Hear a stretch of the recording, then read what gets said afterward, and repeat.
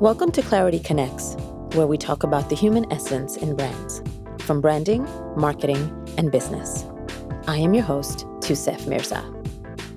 Fundamentally, brands are created by human beings and for human beings. So understanding human attributes and having clarity on what genuinely connects with people is crucial. On this podcast, we will cover topics ranging from personal branding, corporate branding, leadership, team building, and marketing, all from a human perspective. We will also give ourselves the space for contemplation and explore ways to gain profitability while doing good simultaneously. Thank you for joining me, and now let's explore how Clarity connects for creating true impact. Hello, everyone. Welcome to another episode of the Clarity Connects podcast. I am your host, Tusef Mirza. Today, we are talking about the Black Lives Matter movement and racial equality in terms of its impact on leadership, businesses, and marketing with my amazing and fabulous guest, Monique Nelson. Monique is the CEO and Chair of UWG, which is Uniworld Group, and UWG is the country's longest-standing multicultural marketing agency. They actually celebrated their 50th anniversary last year. I've actually known Monique now for a few years, and she actually spoke at my Core Connect conference. And I absolutely love and admire her leadership, her genuineness, her humanity, and really sharp business savvy in terms of understanding on how to connect with people on a visceral level that span from her teammates to her clients to the customers. So welcome to the show, Monique. Thank you so much for having me, Tusef. This is just, it's so nice to be with you again. It's so great. I've been wanting to have you on the show, so I'm so grateful to have you. So the episode today is being taped as of June of 2020, and we're still completely engulfed in the civic unrest following George Floyd's murder, which happened about a month ago. So I'm really grateful to have this conversation with you, Monique, because you are a powerful African-American leader. And therefore, just by that virtue, you embody the Black experience yourself. And at the same time, you're running an agency that helps clients address diversity and inclusion. So I just am so grateful to having this conversation with you at this time. So let's just start first by just asking you, how are you doing in terms of this state that we are in right now? I have a range of emotions, as you can imagine. This has been a trying, exhilarating, eye-opening, empowering, and overwhelming experience over the last 100+ days. So would you say that like the more positive end of the emotions have been more recent, or was it kind of? It's been up, down the whole time. I mean, just from the beginning of COVID, this has been disproportionately affecting people of color at a broad level since COVID showed up. Then the next piece is the recession, right? The business impact of, oh, by the way, so that you don't die, you got to stay home, which means you're not working, which means, there's a whole host of things that now affected these communities even more so. Or you have to go to work, but then you're exposed to the virus. Now you are a frontline worker. You can't not go to work, right? Got to go, and then continually put yourself in danger, right? And then the third part of this is 400 years of oppression and systematic racism gets revealed through a live murder on video. So just this compounding effect.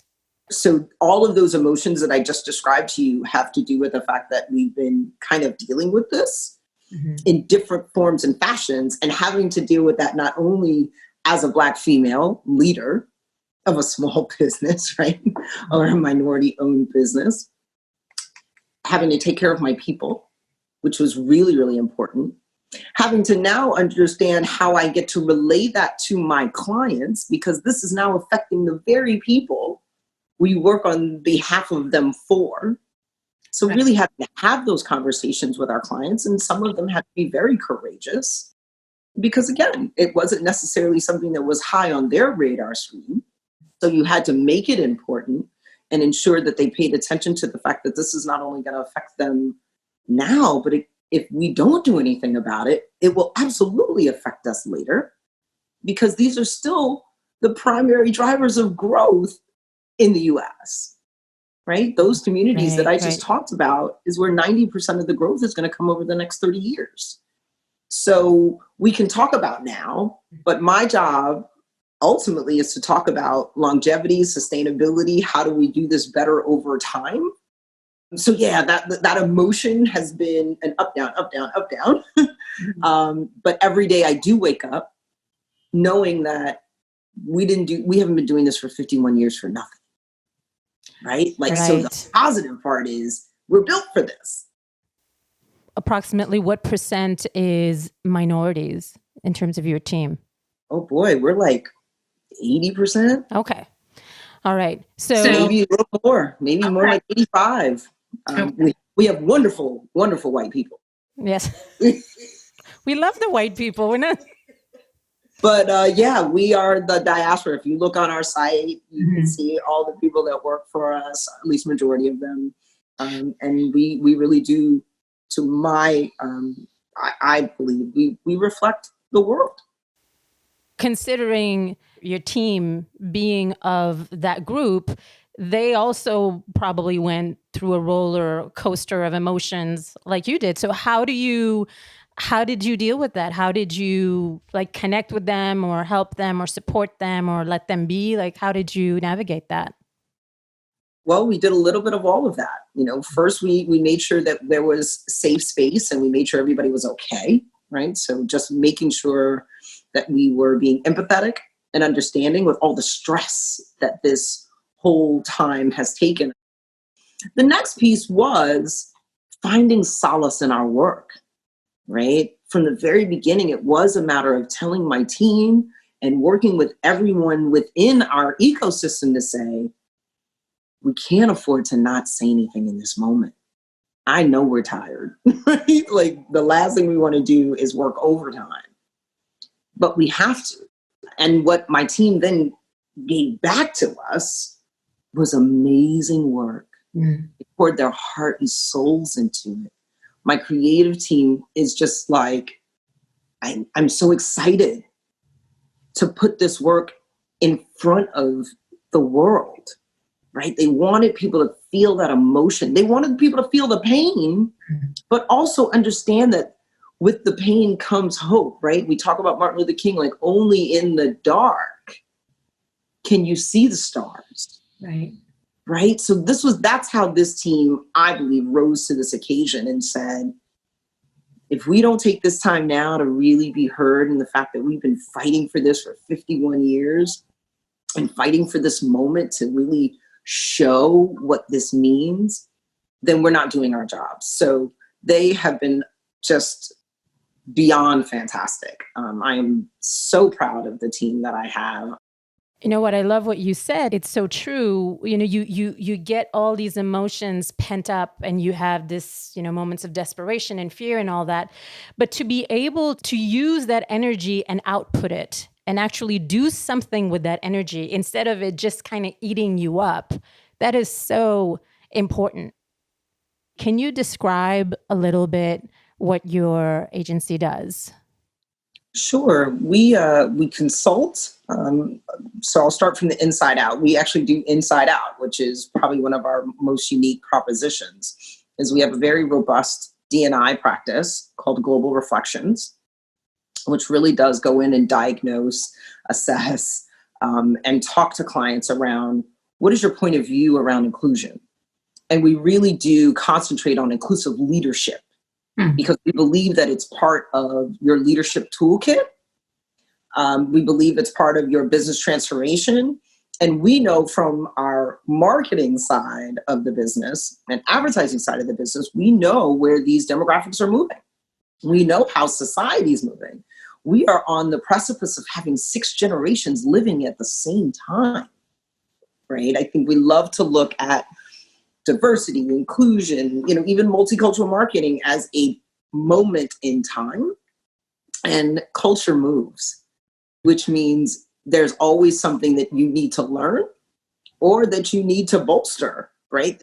We're in the business of making sure that we're ahead of that for you. We really do believe that everyone should feel comfortable seeing our content, but the people that it's for should feel it. And that's really important to us, that if we're making something that has, African Americans or Latinx communities at its core, we want those people to know this is for you, right? Somebody took that time to make sure that this message got to you specifically. And therefore, I matter. Therefore, I matter, and you care. And you know what? It works. And ultimately, you can see that on your bottom line.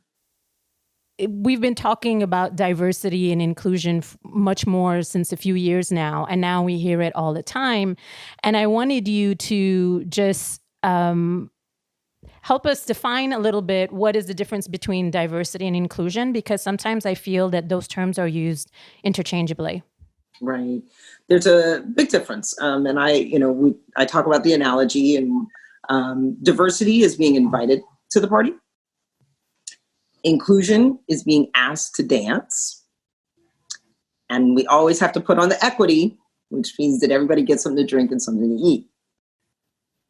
And the reason I use that analogy is everyone on the planet, hopefully you were young at some point, went to that beautiful junior high school dance, and you wanted Mike or Robert or, You put on your most beautiful dress on. You were ready. Yes, you were ready.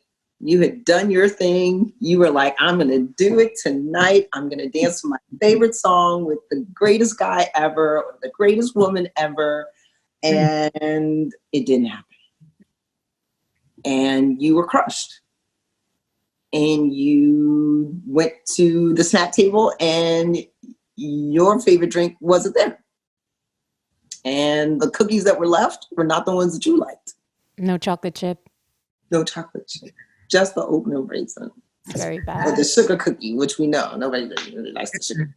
But anyway, that feeling is what permeates organizations in a way that I don't think people understand how destructive and how toxic it can make your environment for everybody, right? Some people felt great at that dance, but a lot of people didn't, right? And that's where we have to draw the line. There's a level of, why would you have all these people there and not engage them all fully?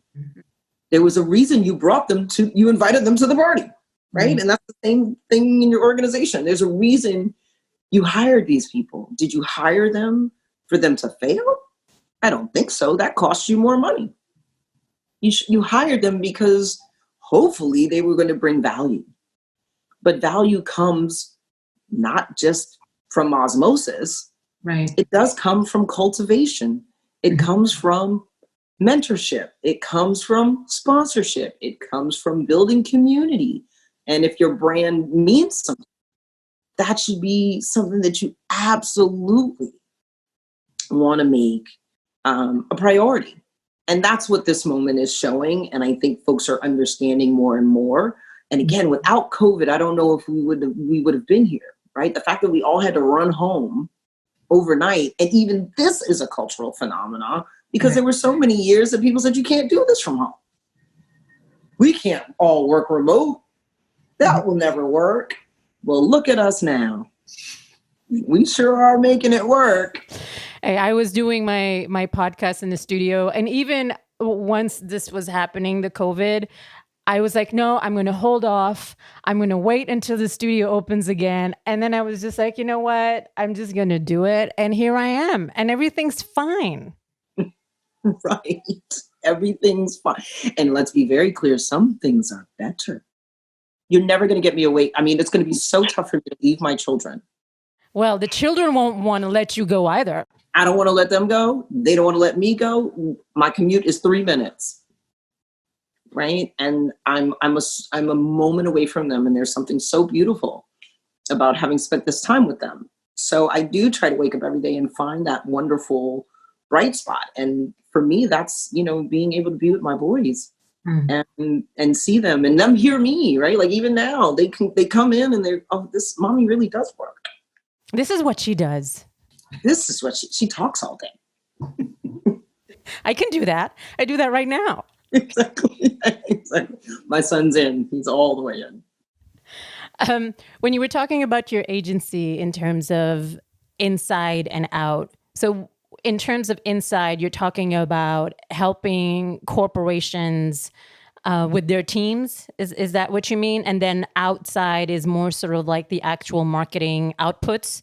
Outputs, absolutely. So the inside will oftentimes inform the outside. One of the issues that I came upon, and it was just a challenge, was a few years ago, we kind of had a stall in our business development. And I couldn't understand why people weren't recognizing this wonderful growth opportunity of the multicultural markets, right? Like, why aren't we marketing these people? You're leaving, all this money on the table. We have wonderful insights around how people use your products and how you can really push that and get more advocacy out of these groups. And, I'm going in, I'm doing the dog and pony show, and they're like, I don't know. That sounds maybe later, or I don't know if we really have room for that in our budget. And in one of those meetings, I just decided, let me just ask this question. And the question was, what's your point of view internally around your multicultural groups, people of color? How are they, what do you guys think about them inside? Because if you have a point of view there, then I can help you with how you want to be outside in the world, right? What kind of advertising? One leads to the next one anyways. It's a natural progression. Absolutely. It's a natural thread. And that's when I found out there was no POV inside. And as a D&I advocate, probably my whole life, and started to really dig into, what D&I looked like, how it was being positioned. And I could see why it wasn't thriving. And that was primarily because there was very little thread between the activity of the D&I work and the balance sheet. And how is D&I a tool for business and growth? And what we found is when we got into our clients and started doing this work, I could now uncover what we call blind spots. And most importantly, diversity blind spots, which then had a number attached to it. And that number, most times, is in the million, right? Not a little bit of money, like game-changing money, if you did this right.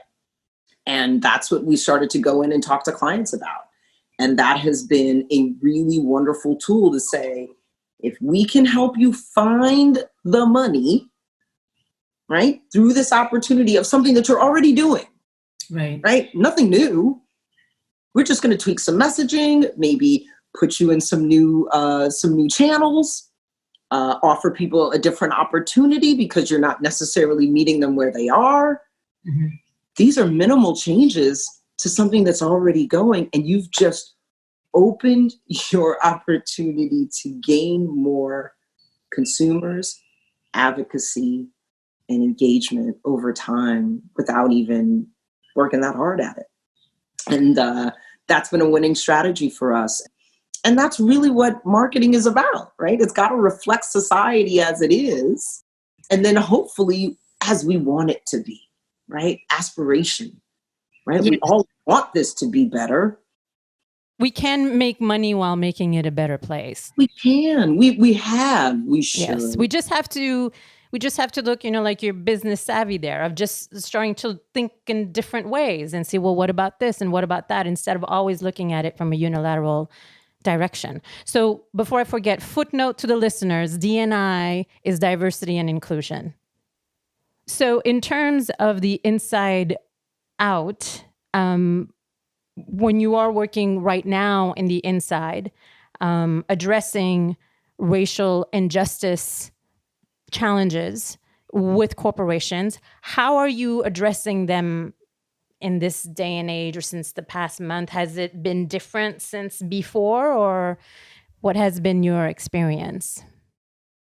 I mean, of course, this has been different for everybody, but yes, our engagement has been greatly around equipping our brands and our leaders with information, right? Just making sure that they're really, really well resourced and that we're putting a really solid story together for them, as well as letting them know how this affects them, right? Either as a brand or ultimately as human beings. We've hosted quite a few what we call safe rooms, where people can express what's going on or what's been going on in the organization that has either been, a health disparity or, racial disparity and even, financial. How are we talking about these things? Are we being transparent? So is this part of your model called the 3 A's? This is part of the 3 A's, okay. But it's, but this is definitely, it's definitely been more tangible, I guess, in that people have just been more human in this moment. Been having to really talk about that empathy part and how does that play out, right? We usually talk a lot around utility, and I think we've moved from utility to advocacy, right? And that's really, really important in this moment, and I think clients have appreciated that from us. I think it's really important, the human part that you're saying. And I think in a weird way, the fact that we had COVID and that we were all kind of stuck in isolation and that we were forced to think and self-reflect because we couldn't just go out all the time. Mixed with that, with what happened with Mr. George Floyd, it's sort of like this crazy, devastating, harsh, perfect storm where it forces people to stop in their tracks. And on top of that, there was no sports, there was no shows, there was nothing. The focus was hyper focused on this one thing that was so horrific. And we had to all look at it and then feel it and then hopefully rise to the occasion. So I totally understand what you mean, that people are more human from that perspective these days. Yeah, that's the difference of this moment. Everyone asks, what makes this different? Well, no one can say, I missed that, because this isn't new, right? George Floyd came at a time that we all needed this in this moment, but he wasn't the first. And unfortunately, Rashard Brooks happened after him, right? Even in this moment, we watched it again. And who hasn't fallen asleep in their car? Who hasn't gone to a party and enjoyed themselves a little too much? And went for a burger after. And went for a burger to kind of, soak up the alcohol, right? That's what we do, right? You got to go get some good greasy food so that you can go to sleep and wake up the next day. Exactly. But is that worth death? And no one can honestly say that's worth somebody's life. And I think in this moment, everyone is hopefully understanding that it's not, right? And that's why Black lives do need to matter. That's why all lives can't matter until Black lives do.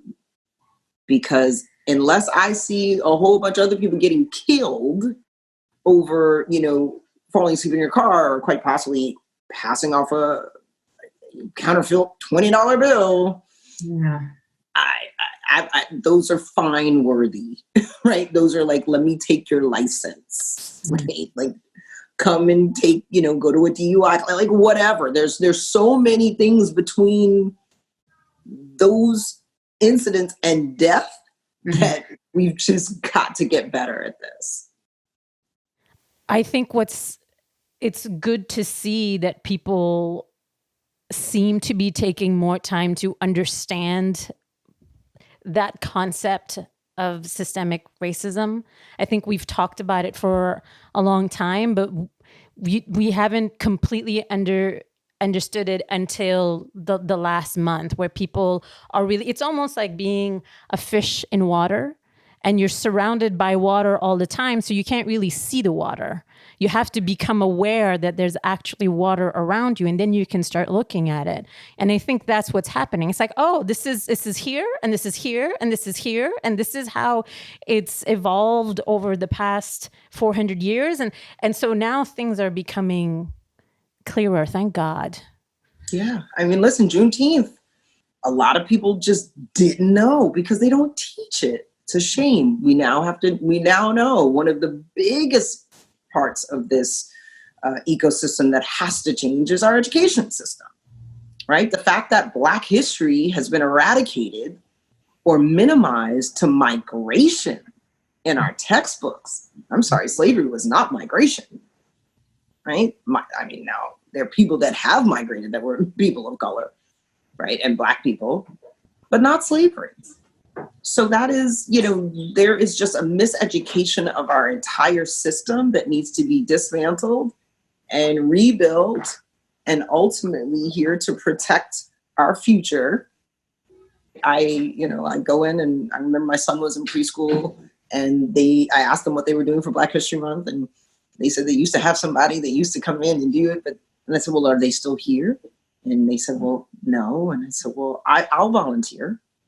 And I did, and I went in and I talked about Black inventors, because I needed my son to know, first and foremost, that you come from great, great stock, right? You come from tremendous people that have, built this country. And you know what? Your classmates need to know that too. That's what I believe I owe, not only my son, but society as a whole. And the fact that we're in a predominantly white community, I take that on, right? And I'm okay with that. Could you talk a little bit more about the 3 A's and how you approach the corporations? Sure. I mean, the 3 A's, really simple, easy framework for everyone to remember. The first A, acknowledgement and assessment, right? You got to acknowledge and assess, right? What is it? What are we doing? What does that mean? I don't know. From a diversity inclusion standpoint.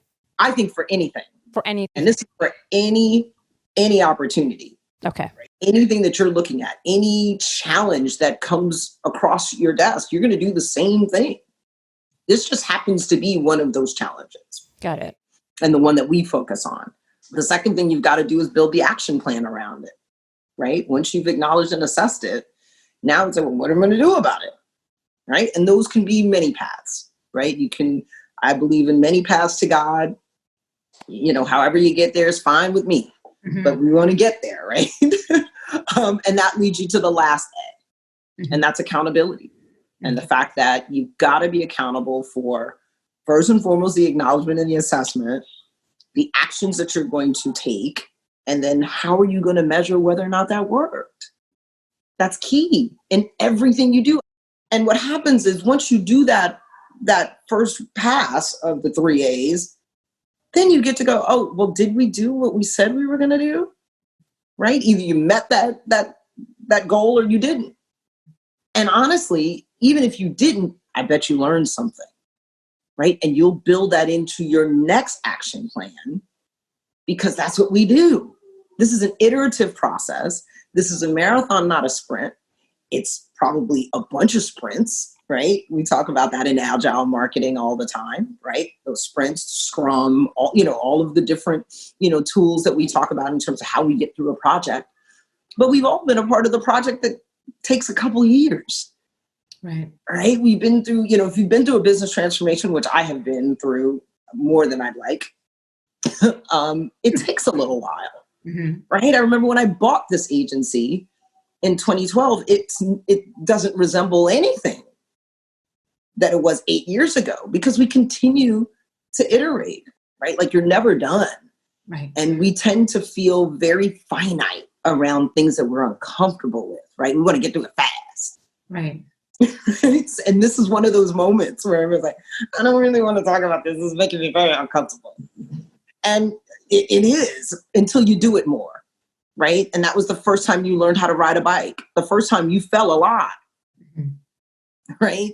I know when I first went ice skating, I fell a lot. First time I skied, I fell a lot. Didn't stop doing it though, right? I got better over time. It's the same thing. None of this is like one and done, right? It takes a little time, and the more you do it, right, the more courageous conversations we have, the easier they become, the more graceful you have them, right? Because everything can be said with grace, right? Like there's nothing you can't say if you say it gracefully. That's, I've told you this before. Monique said this at the Core Connect conference, and it's like ingrained in my mind, because I think that you can say anything as long as you say it with grace just opens up my heart, because I realize that I can be the fullness that I can be, and I can express anything that I can express, as long as I figure out a way to say it in a way that's graceful. Because, when we say to other people, we don't want to, I'm not going to say that, it's going to hurt that person, but maybe she needs to hear it, maybe she needs to hear it. But, then you have to come at it with love and care. And it's really out of the goodness of your heart, not from a hateful place, but from a good place. So thank you for that kernel of wisdom that you gave me, because I love it. It's a muscle. It's a muscle you can learn, right? You can write it down. You can write down that courageous conversation. You can write down that hard conversation. Right. You invite the person and you tell them it's going to be hard.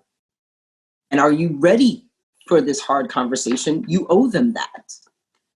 Right. And I do that with my team all the time. Right. I will tell my team, I'm going to have a hard conversation with you. Not now, but just know that I'm coming to have that conversation. And I hope I want you to be ready. So you schedule with me, or I can schedule with you. But I think it's important that be a part of the fabric of your organization, that be a part of what your leadership allows, because we are not all knowing.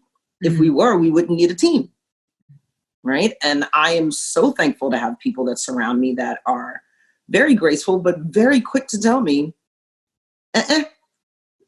right? Nope, not right. Or here's what I would recommend, right? Because I don't know everything, right? I can go off and do something that I think is perfectly fine, and I can be destroying my team. And it's critical that we understand those blind spots as well.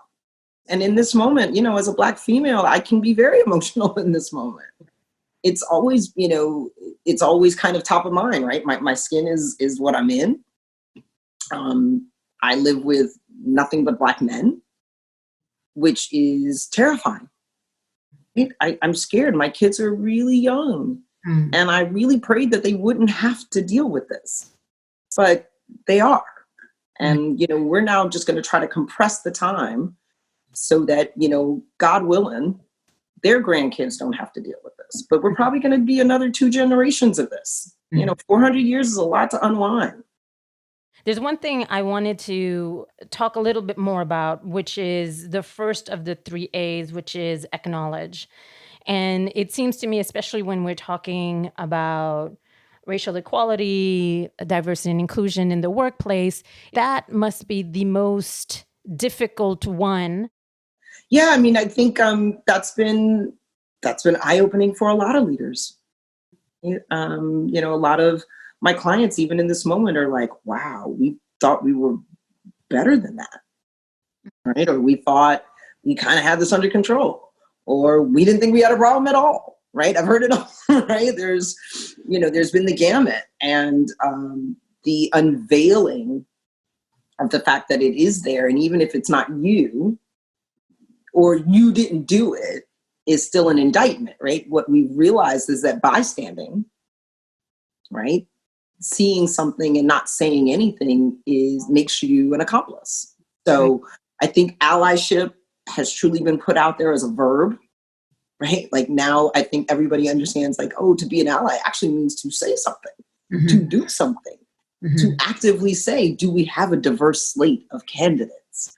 Are we really looking at our Black and brown and women in a way that allow them to ascend and really perform in our organization to the best of their ability, right? We do it very well for white males, right? Because the system's been built on their archetype. But you've got to build other avenues for people to show up in their greatest selves. And I think that's what the reveal is now. It's not that white men are bad. It's just that can't be the only path because everybody can't be a white male. So we need to figure out, how does a Black female, what does my archetype allow for me to get here? And when I think of my journey, I had a plethora of people that made sure that I had really good support in every avenue that I was going to. And every time a new person comes into the mix or a diverse person comes into the mix, there will be new elements that need to be taken into account. And there's nothing wrong with that. And that's why we talk about the fact that diversity and inclusion are your best business tools, because it gets you to innovation in a way that you wouldn't get to otherwise. But the small print is that it must be managed well. And that means a leadership quality that allows you to invite, engage, and get highly productivity out of these groups. As we're getting more and more in the world with more complex challenges, we need different mindsets. We need people to think differently. The way you say, well, is it happening inside? Did we think about that? You know, you being an African-American woman with your experiences, you're bringing a different type of experience and different ways of thinking that you can't just fabricate. Like this is cultivated because of who we are. You know, especially now around race, you know, people have been in and out of diversity, inclusion training for the last 25 years. And you know what? They do it for compliance. They press the little button on the webinar and they pray that they remember. By the time it gets to the quiz part, they can't wait to get that little certificate come up on their screen. And you're like, done. And you're like, done for the year. So we all know that's what we all dreaded, right? Oh, we got to take another one of these. Oh, right? Like, who wants that? So that's why we have to talk about this in context, right?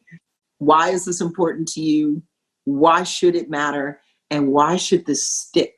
We've got to get out of compliance. We got to get much more into workplace, marketplace, innovation, and ultimately business integration. The only way this is going to work. And everyone would do this if their business was on the line. Right. And all of the businesses will be on the line because we're talking about Gen Z. These are the people that are rising. This is going to be your future consumer. And they also feel empowered now because they know how to converge together, you know, digital activism. So not only do they want a better world, but this is the talent that you're going to need in order to excel. And this generation wants to have corporations that are doing good and profitable, but they want both. And they want accountability. So, you know, the lesson to brands right now is get ready to be transparent if you want to play. Right. Right? Because they're going to start looking at your board. They're going to start looking at your senior management. Do I really want to work in an agency that only has 3% of the senior creative leadership as women? You know, or do I want to go to the one that has 50%? Right? Or if I go to the 3%, are you ready to take the journey to grow? Yes. The definition of success for this generation is completely different than what it was before. Absolutely. So, Monique, how are you feeling about the future? Like, are you feeling pretty hopeful? I'm going to borrow from a friend who said, you know, hopeful feels so passive. So I'm going to eliminate hopeful from my vocabulary in this moment. I am feeling determined. All right. I am more determined. I am very focused. And I am extremely excited about what is next. And I'm excited for the brands that have decided to jump on the long train, right? The ones that have basically said, you know what, Mo, I know this isn't going to be overnight. I'm prepared to get on the train, and we're going to go for the long ride. It was funny. We re-engaged with a client last week, and it was funny. We kind of said, "Oh, the band's back together," and she's like, "We're going to do a long tour this time." And I was just like, "That's awesome." And it's a wonderful thing because we had started a project and it kind of stalled in the middle. And, this kind of came and really brought it all back as to why we had started down this path to begin with. Mm-hmm. So in that regard, I'm extremely excited. And, on the other side, there are probably some disappointments that I will endure that I'm not looking forward to. Mm-hmm. And I have just been trying to get myself prepared to say, if you don't want to do it, then you don't have to do it. And we just will have to part ways, right? Because that's what we're about here. We're about an attitude of advancement. We're about knowing better and doing better. And as long as that is where you are, we're going to do amazing things together. I love that. It reminds me of what Ibrand X. Kendi says. He says, don't say that you're not a racist, say that you're anti-racist. Because the moment you say anti-racist, there's a notion of action there. There's momentum there versus being more in the passive sense that you're talking about. And I think we see it also, like there's so many companies that put out, a statement supporting Black Lives Matter, and people are calling out, we don't care what you're saying. What are you doing? Like Nike got burnt. It's a beautiful video. But how many African Americans do you have on your executive team? 0. So no bueno. No bueno. No bueno. So Monique, at the end of each episode, I ask a question to all of my guests. This is the ClarityConnects podcast. So I wanted to ask you if there's a clarity moment that you would like to share that you had since the past year. This could be something related to what we talked about or not.